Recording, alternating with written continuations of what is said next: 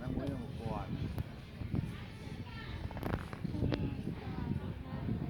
sinh nhật tí bớt lên bàn một phẩy ca môi một quần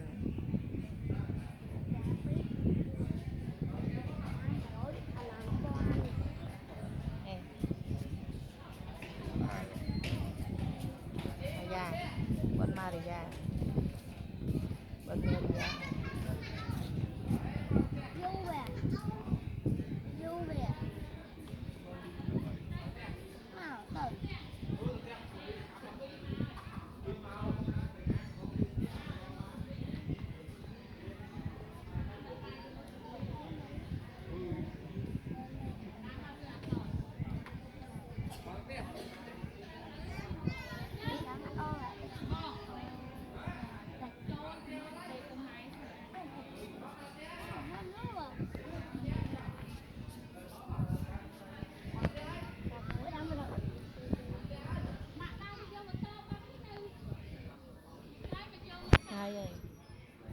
hai rồi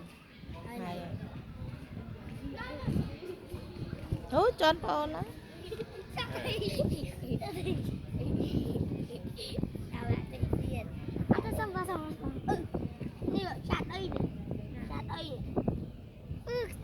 mà rồi một rè bài cái đăng xong nhắm mày cái đăng á